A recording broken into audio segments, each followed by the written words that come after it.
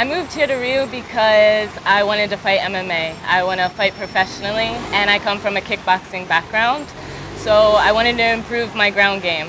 So I moved to Rio last September, and I trained just jiu-jitsu in the gi for 5 months, so I could really learn the fundamentals of jiu-jitsu, and I felt that really helped me with my no-gi game. So after 5 months, then I started transitioning back into Muay Thai and MMA, but I still train a lot of jiu-jitsu in the gi.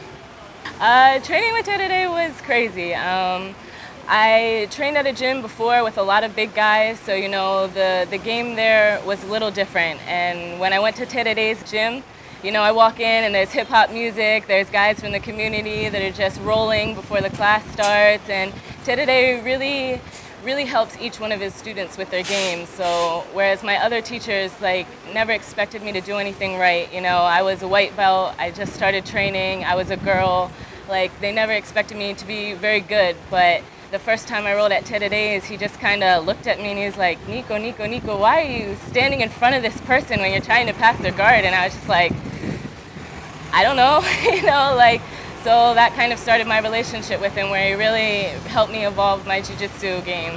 There's definitely a big mix of people that train at Terere's. Terere's is located at the base of the Cantagalo community, so he has a lot of his students that come from the favela, a lot of his family members, a lot of his neighbors and people that he grew up with.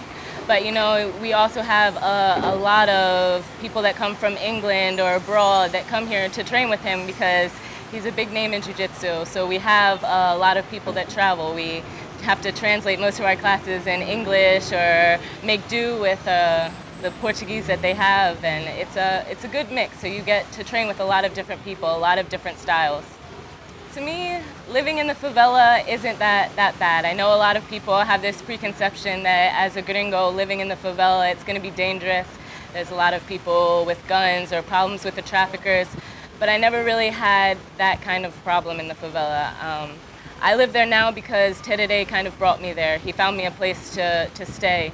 And he introduced me to a lot of people. So most people in the favela know that I train jiu-jitsu, you know, they know that I used to train with Terere, so they recognize me, and there's just really a sense of community there. You know, everybody that you talk to is like, oh, I used to train with Terere when I was little, I used to train when I had an orange belt. So, you know, he really is a legend in the community. So I never feel like I have any problems there, you know. I feel like they've accepted me as an athlete or as a person, as a member of the community, and it's become like an extended family. Advice I have for people that might be visiting the academy is watch out for the little kids. You know, jiu-jitsu comes from Brazil, and they're good here, you know. Even the little ones will get you, so you have to be prepared to train hard. They train 2 to 3 times a day here, and you really have to be prepared to to roll on the mats.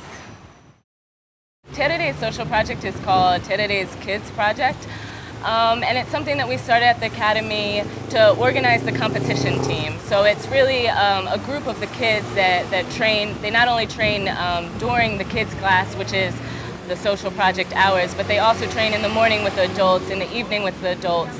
And we organize the project to help fund their competitions. Here in Brazil, kids that want to compete, they have to pay for every competition. And a lot of times they often have to pay for cards to register, to be affiliated with the federations. So it can be kind of expensive for kids to compete. Kids from the community, they can barely get kimonos to train in, so paying for competition fees is really hard.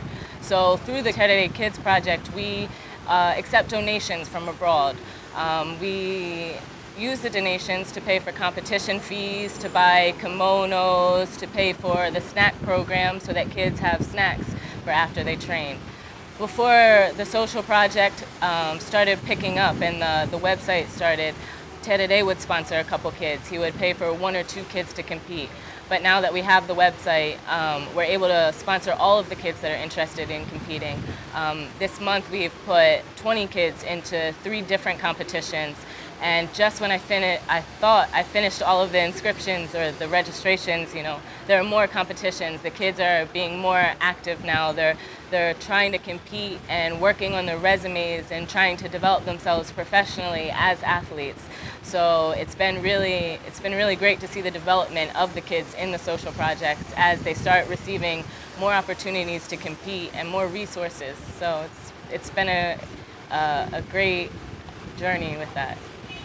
If anybody wants to find out more about the project or how they can donate to the cause, you can go to tererekidsproject.com. Each of the athletes also has their own profile and their jiu-jitsu curriculum on there if you want to find out more about the kids that we work with.